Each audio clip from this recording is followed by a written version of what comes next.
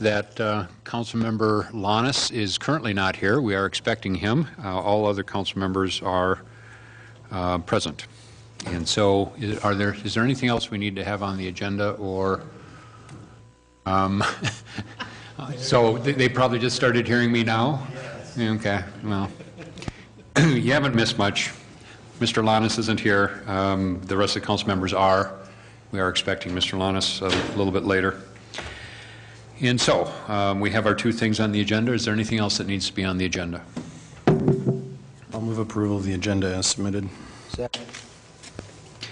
Mr. Nephew has made a motion. It was seconded by Mr. Copen to approve the agenda that we have before us. Any further discussion necessary? All in favor say aye. Aye. That's 4 ayes. So the first thing that we have on the agenda is a discussion having to do with our current trash collection system and some analysis that's been done of that. Binwall, are you going to enlighten us? Thank you, Mr. Mayor. Members of the council. So tonight we're here to present the Trash Hauling Working Group's report on the City of Maplewood's current open trash hauling system. So I have a presentation for you I'd like to go over. First of all, on the screen here, you'll see that March 28th of 2011, of course, the City Council did adopt a resolution of intent to organize trash collection. Of course, this was the first step in the statutory process to begin the planning phase for reviewing our trash collection system. Then on April 25th, the City Council did adopt or approve of a formation of the Trash Hauling Working Group and a scope of work. And the Trash Hauling Working Group was formed to analyze 2 areas of collection systems, both the contractual, which is an organized system, as well as the subscription, which is our open system. And over the last month, the Trash Hauling Working Group has been looking at both of those tracks.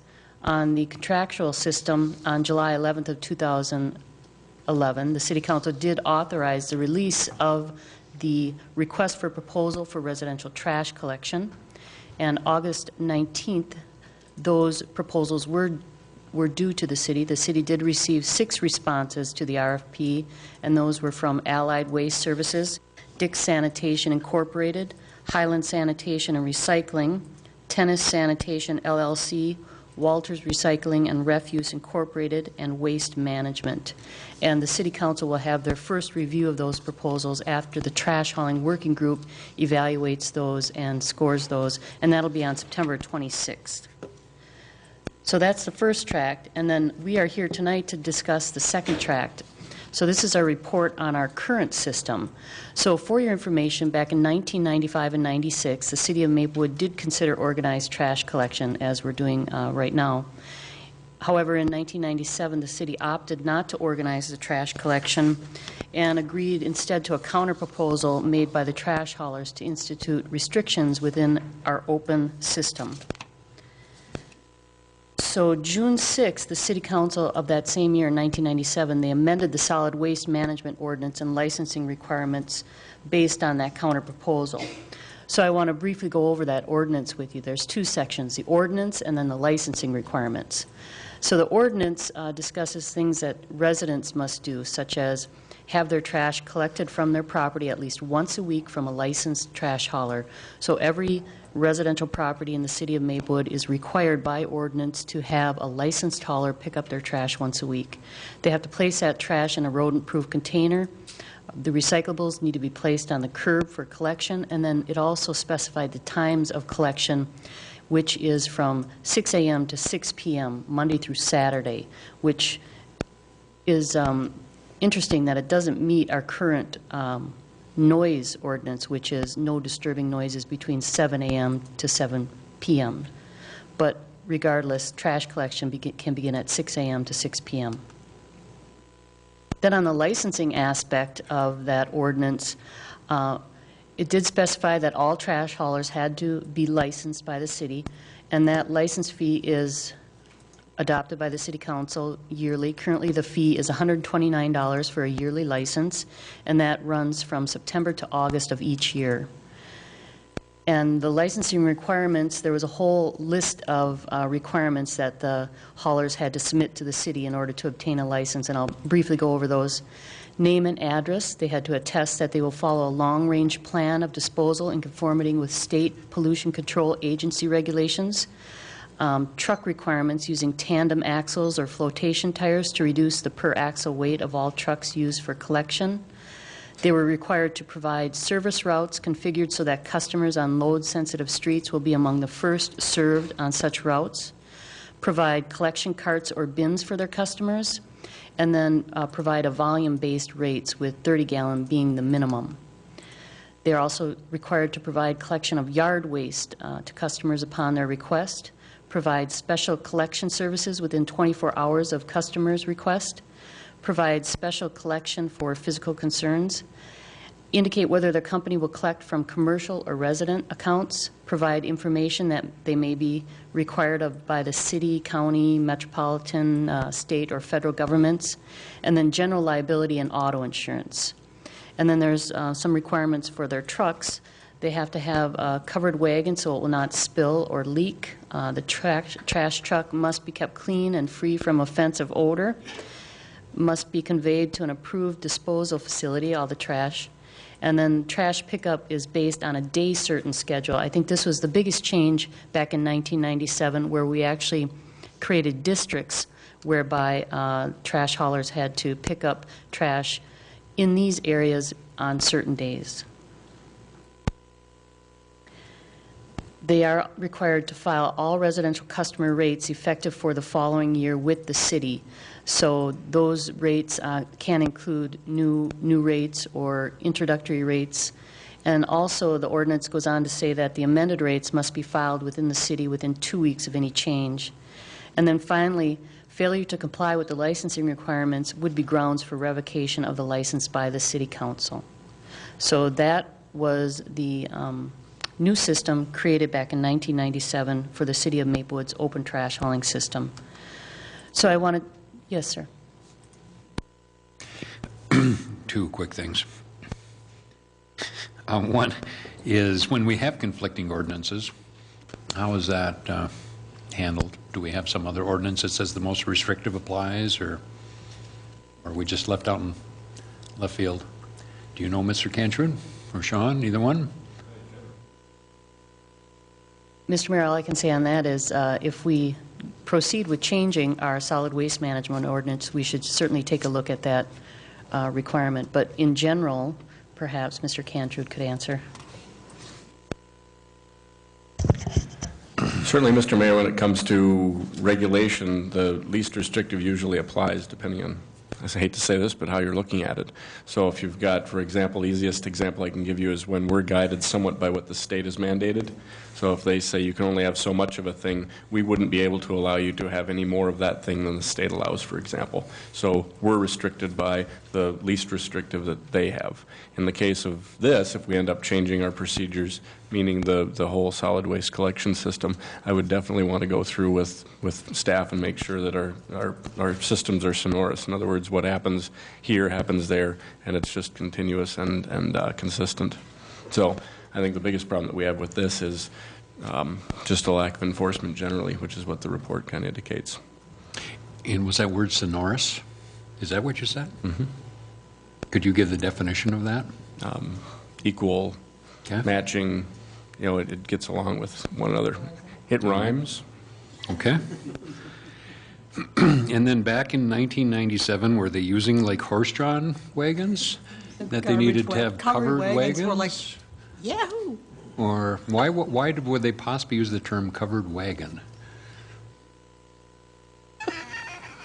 Who was here in 97? I don't know. Might have been That's 1897. directly from the ordinance. You see?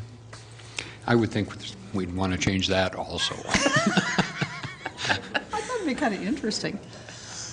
Regarding the noise, with this open system, that's one area that we do receive some complaints. In particular, it has to do with properties that are next to commercial, and the trash haulers on occasion pick up too early, like 5 a.m. or something like that.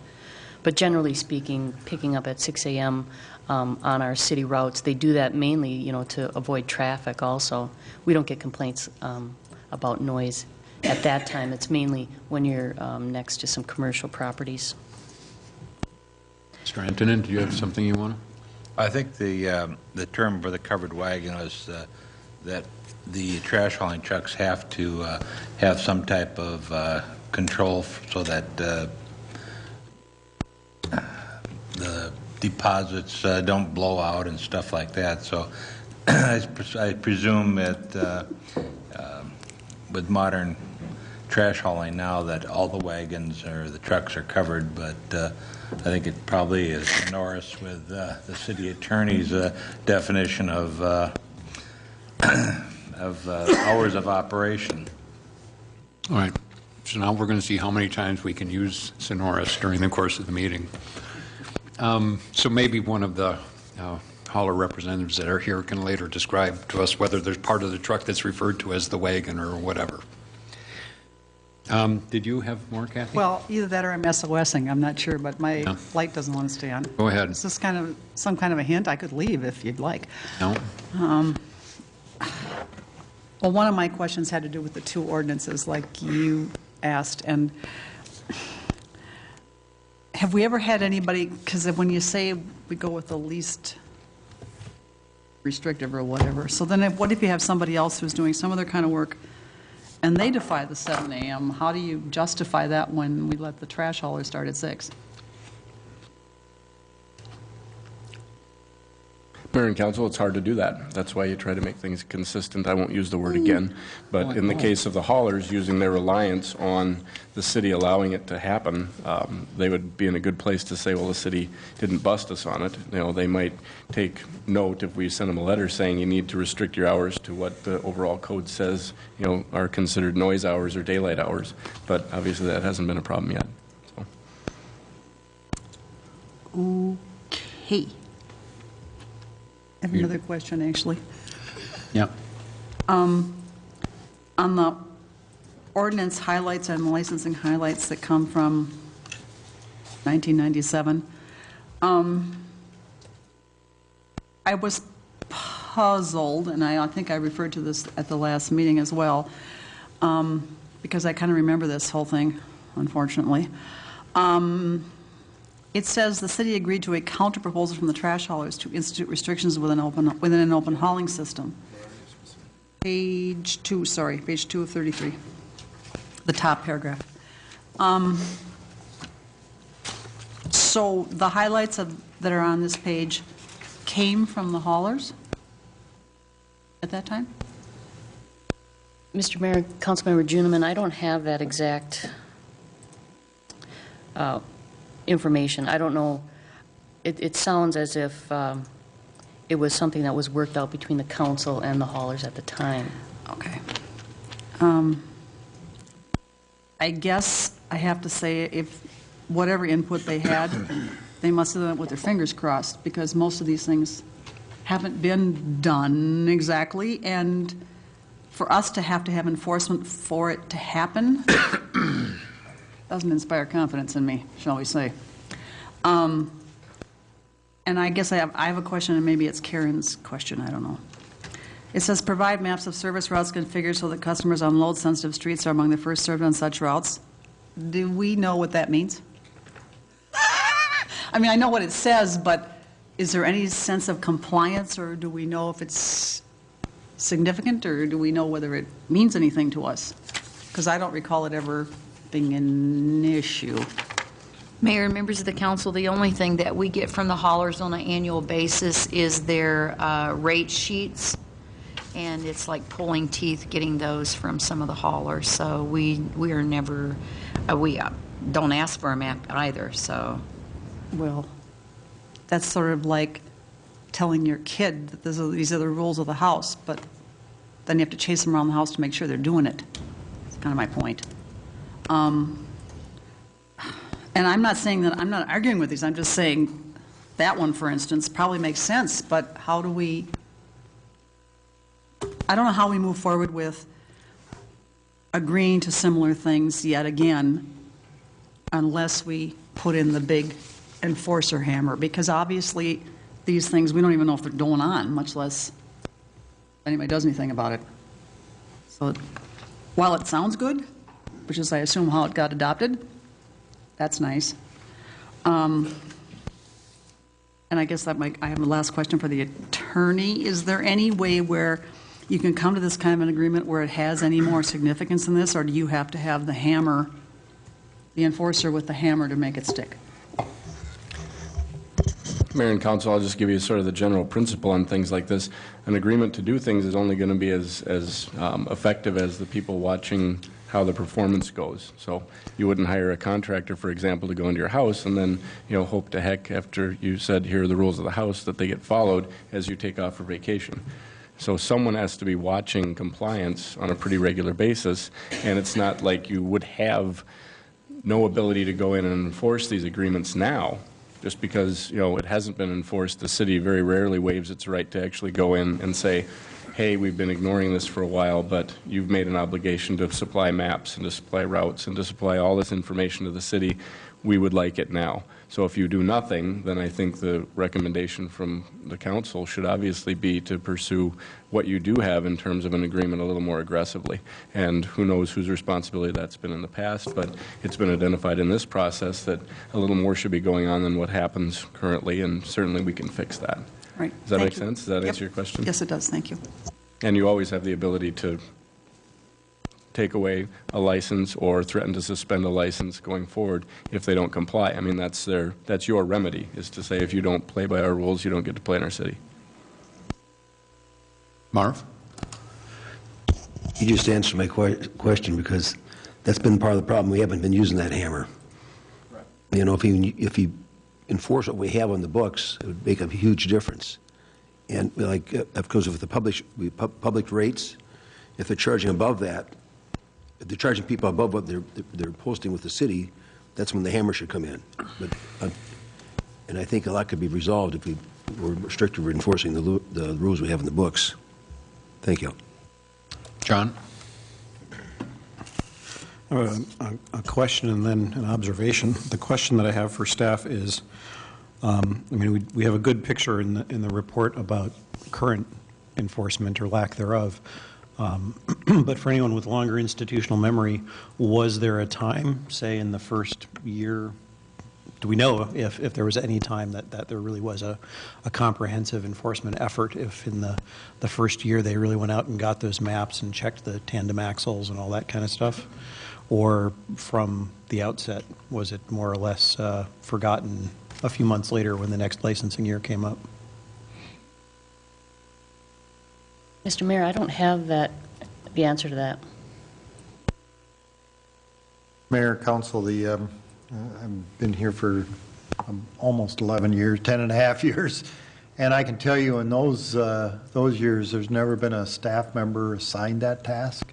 So when I arrived in 2000, early 2001, I guess, there was no staff member that had that task. So it was one of those things, you kind of look at, liquor license and someone's assigned that task, or, the chief and Karen worked together on that. And when I arrived, this has not been something that anyone has ever taken and said, this is assigned to a certain department. This particular task, because of our environmental planner position, has been assigned to Sean. But we didn't create the environmental planner position till, was it 05, 06, Sean, that you received that? So we really haven't had anyone assign that from staff. So my guess, going back to 97, to answer your question, this has never been something on staff's list of things to do. Not that obviously the codes are there. No one has ever done it. So the comment that I wanted to make, because I've looked at how other cities have gone through the process in looking at their ordinances and in considering organized collection. I looked really closely at Falcon Heights, for example, because they had they had a committee that had studied the issue and really did a tremendous job in putting a report together. And then I read the minutes of the council meeting where they had to issue their findings and come to a decision on what to do about it. And it just struck me that the council, in order to satisfy what essentially was just backing down in the face of mobilized opposition, they kind of had to save face. And there was an effort to throw a few things together and say, see, we got something out of this, to justify what had gone into it without actually organizing. But that it may be that there never was very much intent to enforce much of this stuff, and there may have been a tacit understanding of all the parties involved that that's true almost any time that a city looks into this stuff. I think the cases of hauler licenses being revoked in the state of Minnesota are probably vanishingly small. I've done some searches trying to find examples of it. I came across one in St. Paul where there was a hauler, I think, whose license was revoked for like failing to file even the basic necessary paperwork or something along those lines. But even there, I'm not sure how much effort goes into it. And so I think that there's a question of, from a policy standpoint, and I know that Sean's going to get onto this in her report, but it's a serious question of whether the ordinance is ever going to have the resources put behind it to be enforced, if that was ever intended. And then that sort of demands that we ask, well, why even bother? I guess we can just sort of have it on the books for symbolic sake. But even if we went out and enforced it kind of out of the blue, we might run into a certain sense of arbitrariness in terms of prosecuting one party rather than another if pretty much everybody is violating it. Kathy? Well, as someone who sat out there on one of those chairs when this was going on, all those many years ago, I can tell you that what the scenario that John just gave is pretty much how it went. And the big accomplishment of that entire study was, oh, look, this neighborhood is on Monday, and this neighborhood is on Tuesday, and this neighborhood is on Wednesday. And it was, I thought then, and I still think, the sniveler's way out. We either do or don't do something, but you don't. I mean, in my estimation, what they agreed to, obviously we made our own joke out of, because we didn't do anything about it. So the moment has come. We're going to do something. At the very beginning of this process, I said the very least we could expect is an improved open system. Well, as Marv said before, and we can see in front of us, if we just did what we said we wanted, we'd have that. But that requires resources, which is why it was abandoned at the time. And I'm not willing to do that, just so you know ahead of time. If we took this up, we've been spending all this time. People are putting research time into it. Haulers are putting research time into it. It's not the time for lip service. So we need to talk about this tonight because it's mainly the topic. But, okay, is this what we're happy with? And do we want this? Then we need to get serious about how we make that happen. Otherwise, I personally think we should get rid of it. Because otherwise you're just saying, oh, here it is. But we don't enforce anything here, so you can do whatever you like. Because all of your ordinances that require any kind of compliance that has to do with junk and in people's yards and all that stuff becomes moot if we all know now that the haulers aren't following the rules. So how can you enforce any of those rules about the look and the atmosphere of your community if you don't do it to everyone? So I think we need to really focus on this tonight because it's here. I think we're ready for the second half now. Thank you, and please feel free, of course, to stop me whenever you have a question. So getting into resources currently put into the ordinance, I wanted to discuss our current process. So our business licensing specialist processes the licenses and the renewals yearly. We require verification for liability and auto insurance and their rates. And then the city does mail a rate request letter in November, and the applicants are required to submit that volume-based rate by the end of December for that next year, and the city then publishes that in January. So that's our current process. That takes approximately 2 to 4 hours per year per license, and even at that, that licensing fee of $129 probably only covers a small portion of that 2 to 4 hours using a range of staff salary times 3. So one thing the council should really look at in this process is the cost of our licensing. Sean? Yes. As you go on, I know that there's a couple of different times when you have the staff rate times 3. I don't understand that. I mean, why are we taking times 3? Mayor and council, when we bill out time for our engineering services, that is a typical multiplier that we use, and a lot of consultants will use that or slightly less. It just happens to be the current amount we use. Now, some of that is based upon engineering, where you have very high overhead costs to cover all those expenses. We've never done an audited amount, so whether it's 3 or 2.5 or 2, benefits alone add a third of a salary anyway, and so we use much lower. But somewhere between 1.7 and 2.7 is usually a reasonable multiplier for, quote, overhead expenses on a straight salary. Okay, thank you. So if we wanted to ensure that we verified all of those licensing requirements, such as the rates, the truck axles, the service route maps, yard waste, special collection, I think it would require additional staff, such as environmental planner, myself, possibly an engineer, to look at the service routes and really review all of those requirements prior to issuance of a license.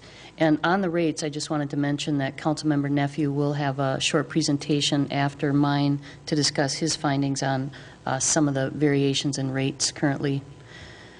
So with that, the additional staff time needed to process a license, if we were to enforce all of that, as estimated, would be approximately 1 to 4 more hours for those other staff members to really review the maps, the service maps, discuss with the haulers the best route to take, be looking at other items such as their rates, estimating that at an additional $15 to $303 per license with that additional staff time. So you can see that that would add cost to the license.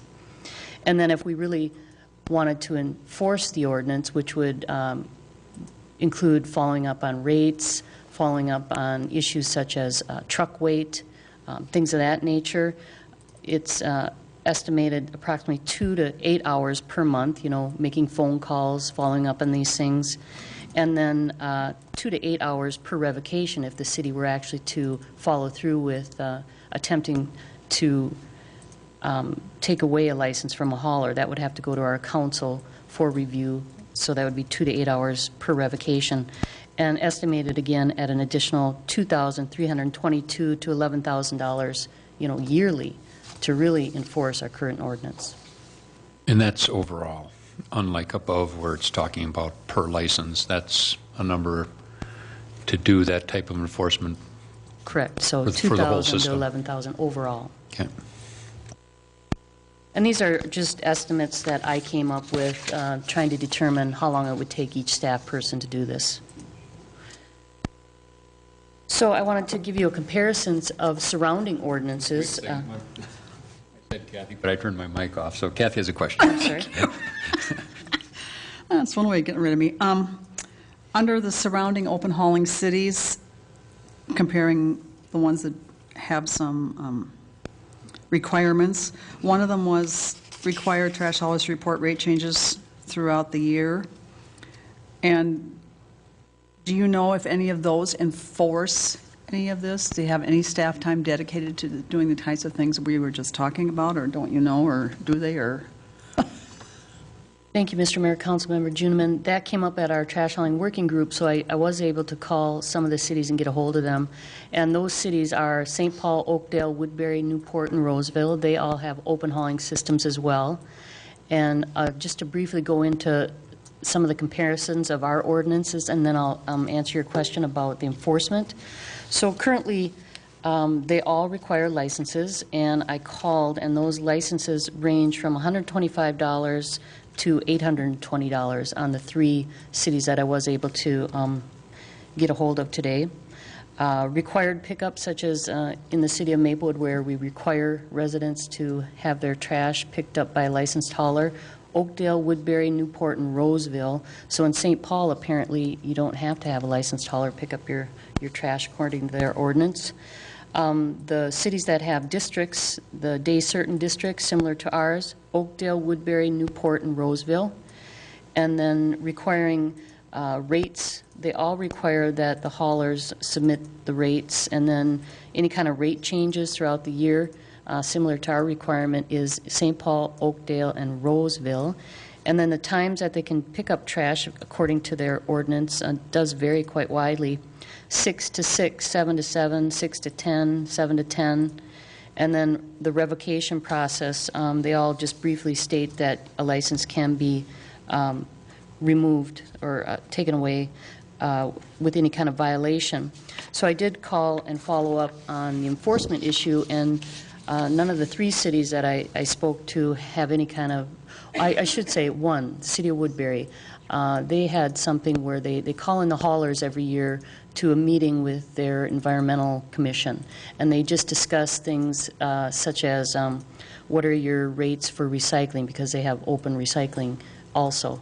And they just kind of sit down and, I don't know, just have a discussion with the haulers and the city and make sure things are going well. But other than that, none of the cities had any kind of enforcement except for on occasion similar to here, where there's a complaint about, one hauler picking up too early, or this hauler, I don't know, trash was flying out of the truck or something, the covered wagon, I don't know. So not much enforcement involved in those open cities. And then finally, our trash hauling working group did look at some of the areas, and I'm sure there's others, for improvement to our existing system. First and foremost, I think what we've learned here is that we could increase review and enforcement of our existing ordinance and licensing requirements, monitoring those rates more closely if that's a concern, enforcement of truck equipment and weight requirements, enforcement of trash hauling pickup times, noise and litter, monitoring to ensure that they all are offering yard waste and bulky item requirements, take a look at their service routes as we indicate in the ordinance, and all those other things that we could be enforcing. And then increase our fee to cover the increased review and enforcement. I think in our review we have learned that it's a pretty minimal fee, $129, even for what we currently enforce. Also taking a look at incremental fines and enforcements for violations of ordinance and licensing requirements, rather than just having a statement that says we will take away your license and the process is going to the city council. Having some fines, easier system of incrementally fining. This was discussed by many of the trash haulers in our one-on-one discussions, is if the concern is number of vehicles on the road, why don't you just limit the number of licenses, which of course would limit the number of vehicles, but it would also take away any kind of the possibility of competition and pricing. So, but that is something that some cities do. Implement a pay-as-you-throw trash collection system, and there's several types of pay-as-you-throw. They're called pay-T programs. The city could sell tags or custom bags to each of the residents, so just whatever they're throwing is what they're paying for. So this would increase our recycling rates drastically because they're paying for just that small amount of trash. Or variable rate pricing, which we currently have and is required by the county, but the city could require that variable rate be even more incremental, so that the 90-gallon is much higher. We would require the haulers to have a greater incremental rate for that 90-gallon as opposed to the 30-gallon. Financial incentives to residents for reducing waste, such as recycle banks. You've probably heard of those. Residents are able to earn points and use those points for certificates and so forth, the more they recycle. And then, of course, education is huge. The City of Maplewood, as far as I know, hasn't really undertaken a large education or campaign to, let the residents know about the reduction of waste, where does your waste go, things like that. Of course, we do that with our recycling, but not so much with the waste. So in summary, I think what we're learning here is that the changes to the ordinance in 1997 were not really fully realized. I think they were trying to meet the goals at that time, but because of the noncompliance by the trash haulers and the no education or enforcement by the city, those goals and objectives probably weren't fully met. So new changes to the ordinance would need, for sure, an educational campaign, closer monitoring, and then, of course, greater enforcement. So with that, I'd be happy to answer any questions, and then Councilmember Nephew would like to give a short presentation on his findings on rates. Sean, I have a couple of things. You had mentioned that the pay-as-you-throw, and then I thought you heard you say something about that would increase our recycling rates. Did I misunderstand that, or what's the Collection, Okay, turn Mr. your Mayor, microphone correct, I on. was referring to rate of collection, not Rate of collection, not Oh, I see. cost. Pardon me. Okay. So obviously, because you have to pay for the amount of garbage, each bag, you're going to try and reduce that to the smallest bag you can obtain. Right, where- okay, so you were saying it's a positive. Correct. for recycling. Participation rate. Okay.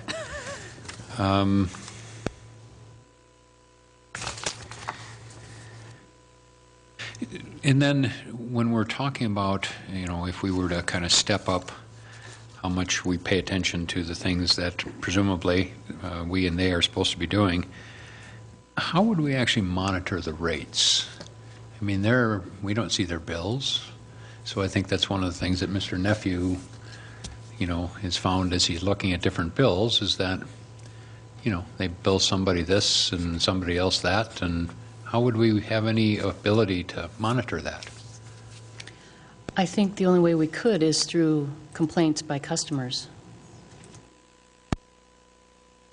And so seeing as most of them don't seem to pay that much attention to their trash bills, we might get something, but it wouldn't fix the problem. And so I'd be interested if we can figure out some way to make sure that, if they say this is what they're charging, that they charge the same to everybody. So I just don't know how we do that. The city could conduct some sort of audit yearly. I was going to say, Mayor and Council, as part of your agreement ongoing with future trash haulers, you can always, because we've got that right now, or the city has that right to enforce regarding recycling. With about a day's notice, I think that the city can go in and go through Tennis's records and ensure pickups, and all of the metrics that they use to evaluate their performance are open books to us. And if you had the same thing in the contract with the haulers, you'd have a right to send in, whether it's Sean or someone else, to just go through and sort of audit records and take random samplings and find out what those particular accounts are being billed. Okay? You have something? Okay. Alan, is that something that we would have the authority to be able to do under a subscription system like there is now? I mean, because obviously with Tennis, that's in a contract between us and them as a service provider for recycling. But, do we have that regulatory power as a city to be able to audit their books under an open system as we have today? Mayor and Council, because they have published rates, I would think that you would have the enforcement authority to go in. They might resist, and you might have to get a subpoena or some such thing, or a warrant to inspect the records. But because you've got a requirement already that they've published their rates, and presumably they can't charge more than that, obviously your report indicates that they're kind of all over the map. But I would think without acting too creatively in front of a judge, you'd be able to get the authority to go in and say, we found this, here's an anecdotal, evidence anyway, that perhaps the rates are a little too high based on what your published rate is to the city, or your last published rate, so please show us your customer list, blacking out for purposes of anonymity who they are, but show us the customers that you have in Maplewood and what your spreadsheet is on how they're being charged. So to answer your question, yes, I think you could probably get that information, just because we do have a requirement that the rates be published. Okay. Kathy? Well, that's what I was going to say. If they were actually submitting their rates, and it's public information, we could even put it in a newsletter so that if people want to see if they're being charged. But we need to call attention to it if we do that, and we need to announce that we're doing that, and we need to tell people that before they put their newsletter in the recycling bin, they might want to look at that feature. But that's where the rub is. People never go until it hits them individually. And that's kind of the inefficacy, if you will, and lack of equality in what we're doing, because it's basically deciding whether we want the squeaky wheel to get the attention or not. And then you disable people who, whether it's age or disabled people or whatever, who do not have the ability for some reason to do this for themselves. That's how you get those. So I don't know if, I think we'd have to do a big education piece on read your city newsletter and compare your bills. I mean, look at your bill, look at what this company has said. It's kind of like a public service, if you will, to make better shoppers out of people at the very least. But again, you're relying on people's honesty.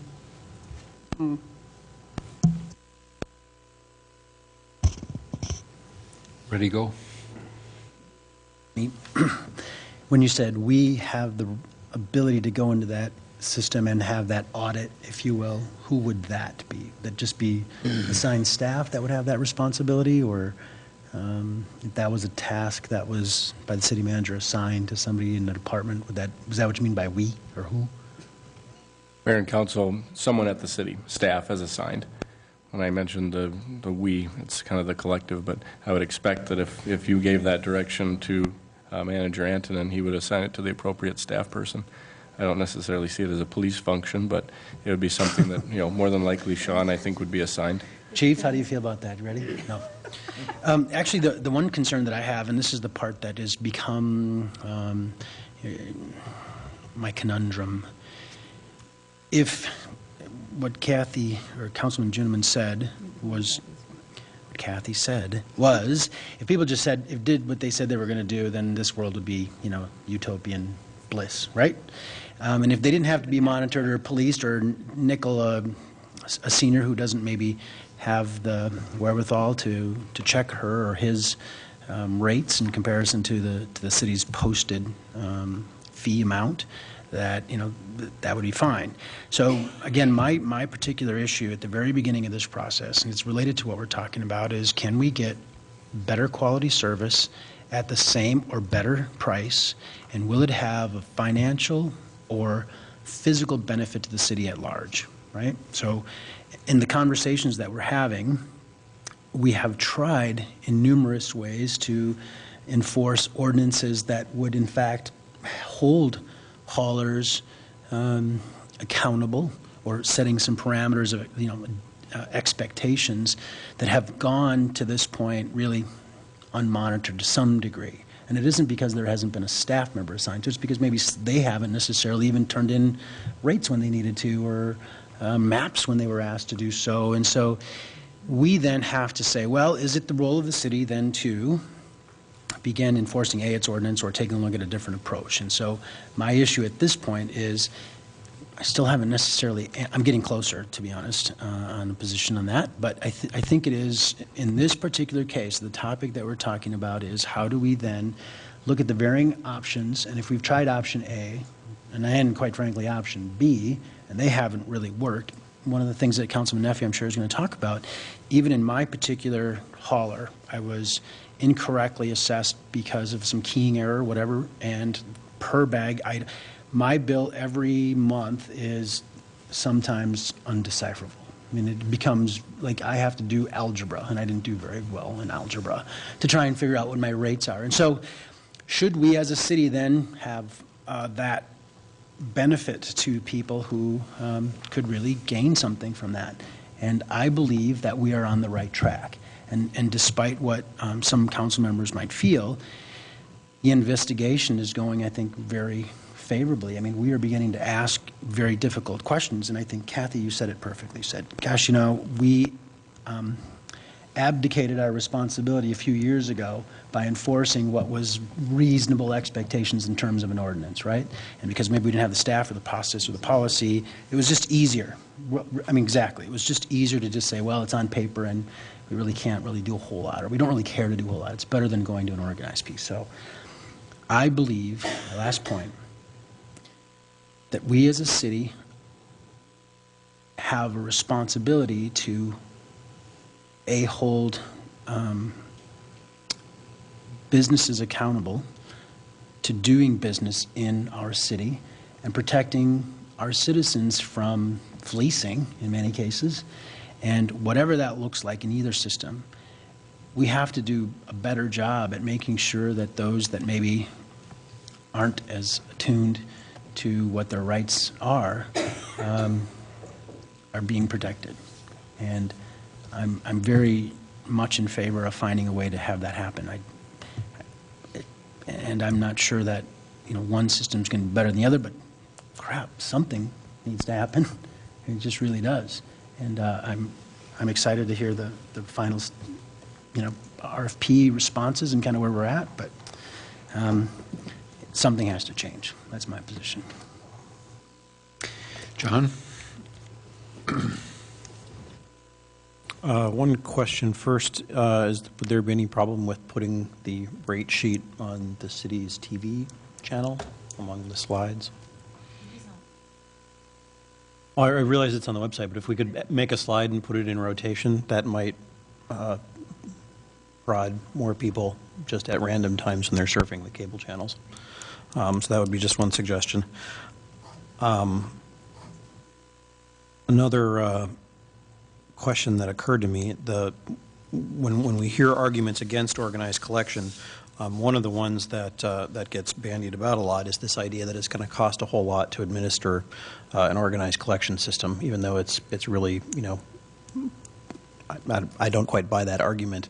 But I'm wondering, so there are sort of a couple of arguments that I hear. One is that if we were to go to an organized collection system, we'd have to devote staff time and resources to that, and so that would be an added cost for the taxpayers. Then there's another argument that says, well, the problem is that we're just not enforcing the current ordinance, so all we need to do is enforce the current ordinance, and then everything will be fine, even though obviously there are qualitative differences between the current ordinance and how it would be in terms of how much consumers would pay and so forth. But if we changed it from the comparison of what it would cost to administer a collection contract versus what it costs to ignore our current ordinance and allow it to be flouted flagrantly, if instead we were comparing the cost of what would it take to administer organized collection contract versus what would it take to fully enforce the current ordinance, how much of a difference then are we looking at, really? I mean, would it really be a whole lot more costly to have a organized collection contract than to really go in and verify tandem axle equipment and audit rates on a regular basis and all sorts of stuff like that?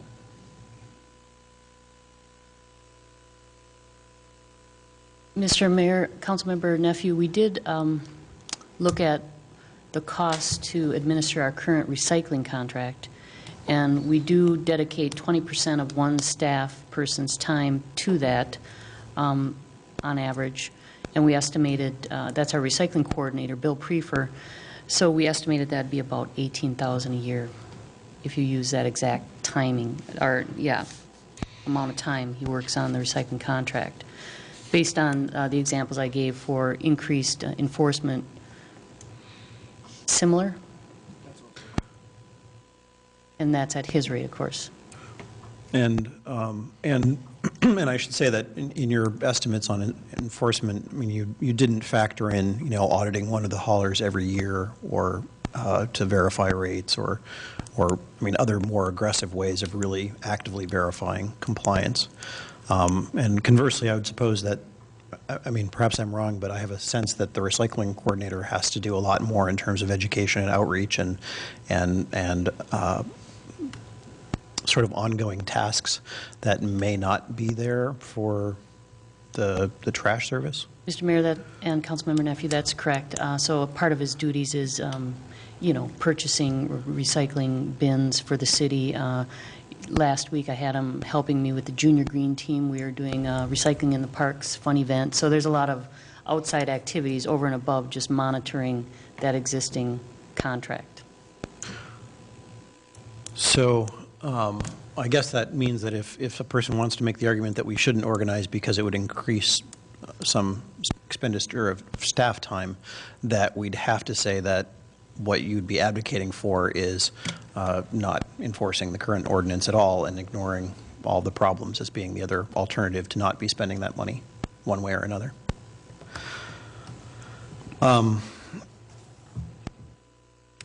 Another comment that sort of occurred to me along the way was there was a discussion of the idea of limiting trash hauling licenses, and I would strongly oppose that if we don't move to organized collection. From what I've seen, I think that you pay a lot more when the number of haulers is more limited and you don't have the bargaining power of a city negotiating a contract on your behalf. And I think that can be demonstrated in a number of areas where you'd expect rates to be lower, but they're not because there are only 2 or 3 haulers actually active in a city. But I also think, and I could be corrected if I'm wrong, but I have the impression that if a city did want to limit the number of trash haulers by restricting the number of licenses, they would have to do it through the organized collection process and declare pass a resolution of intent to organize, as we have done.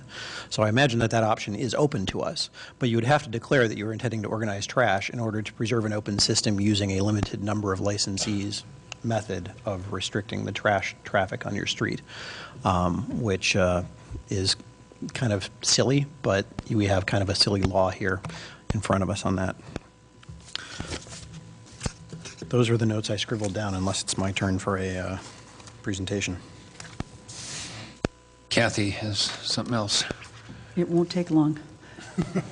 But just so that I think everybody understands, particularly the customer, that being the resident, part of our charge as elected officials is to provide for the health, safety, and welfare. So while I don't want to compare trash trucks to cop cars, because that's kind of odd, it's kind of the same vein. We are supposed to make sure that public health is maintained, and if everybody could have their garbage right on their front yard, that might be quite a task for the enforcer. So the reason to even be discussing this is that.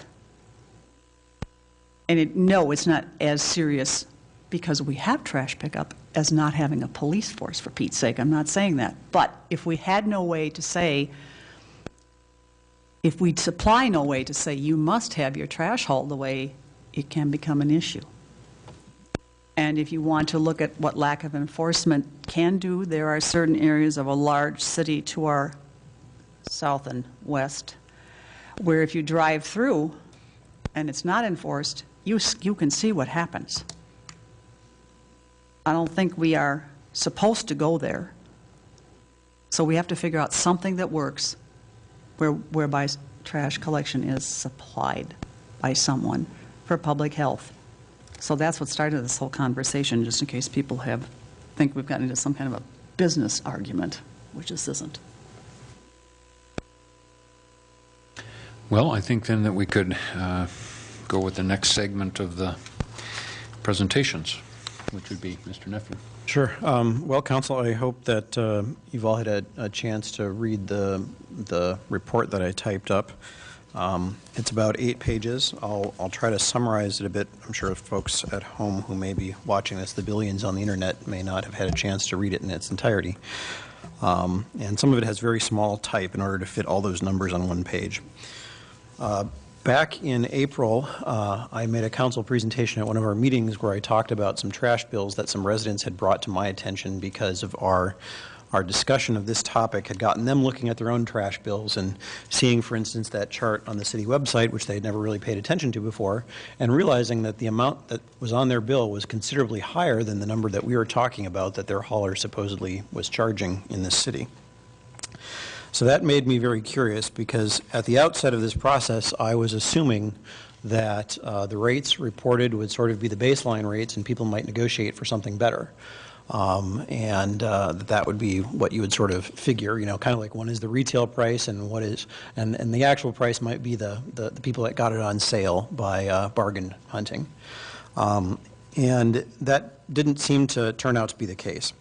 So I made that presentation, which I hope you all recall, and it was on April 25th, if anyone wants to go find it on the streaming video archives. But at that time, I asked the residents of Maplewood to be so kind as to share actual copies of their trash bills. Because I really, in the hundreds of conversations I've had with people in Maplewood, it has often been very confusing, because someone will call up and say, well, I'm paying X.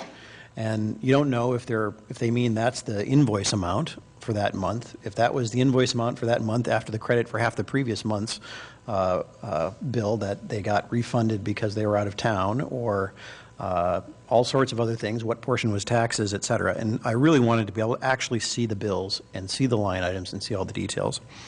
And so besides bringing it up in the council meeting here, I also even have had the occasion of talking to people at their door and asking them to run downstairs and make a photocopy of their trash bill, as long as we were chatting on the topic. And also sent emails to anybody who had written to me about trash hauling, which, of course, as I'm sure is the case with the rest of the council, the vast majority of those folks wrote, at least initially, in opposition to the idea. And so that's something to keep in mind, that people having high bills were not necessarily people that felt motivated or thought that the system needed to be changed.